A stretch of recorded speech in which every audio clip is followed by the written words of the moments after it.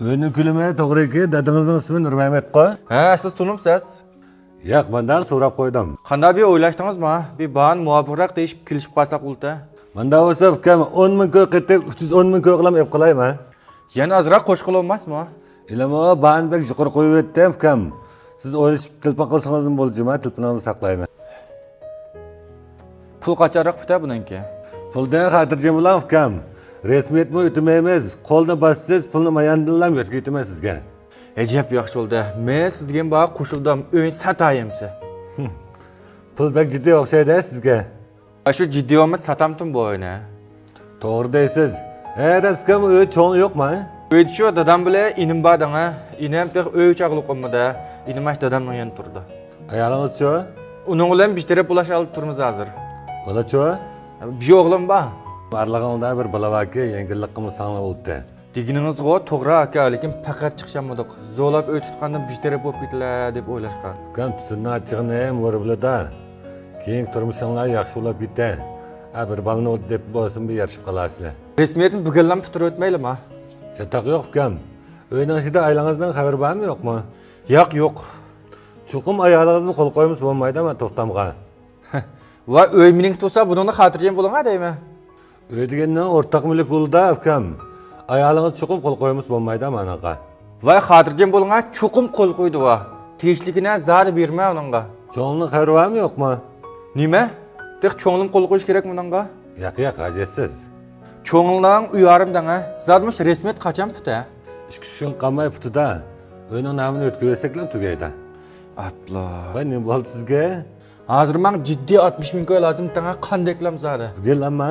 Shunda zar baklam jiddiy ta bugun. Bunda chataq yo'q, sizga azroq yajan berib tursam bo'ldi bugun. Rasma? Resmiyatni to'plab qolganini bersam bo'ldi. Ejeb bilan gap qildingiz aka. Tushma ulab qopda mening yana ko'rgan bir uy bor nayda. Chunki ayolingizni ilib borsangiz, Aysha resmiyatni tutitlar. Ko'pdan-ko'p rahmat Juma aka. Yo'q.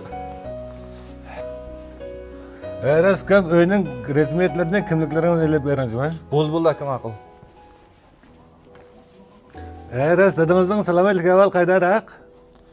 Yamli emas, lekin yildan-yil o'xshab ketib bordi avvali. Yaxshiroq qo'yilinglar ukam. 10 yildek oldinga o'z yalimiz yashadi. Ukamlashgan bir turmushlik olsak unimaydi faqat. Yaxshi ekan, qadrlanglar. Bir umr shu dehqonchilik bilan o'tga o'xshaydi. Biron qazonchilik qilding-a? Buvamni tegidan qazonchi emasmi? Ey. Siz Nurmehmetjon qazonchidan olasizmi? Dadam tunimsiz? Elbet tunuyum kim? Nurmehmetjon qazonchi desa tunimaydigan odam yo'q.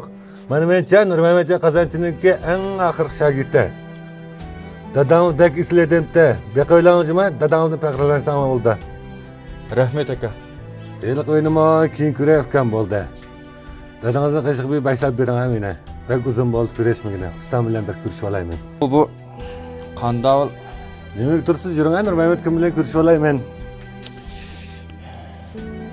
bo'lmasa tushdan keyin maoshni bir bijirib deb boshqa bir kuni Hozir ko'rishay, Ashadni yana ishxonalar barlar. Onga sizning aylangizni ilib borasiz.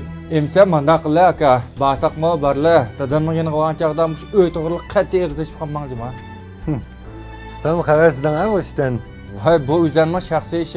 Aynan men tushundim ukam. Dadangizdan keyin yo'qlab boraman.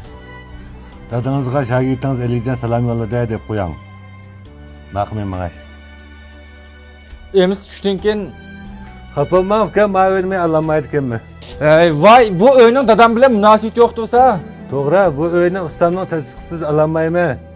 Sizlar kallangizni silkitingizmi? Bu ishni so'g'chilashdi mana.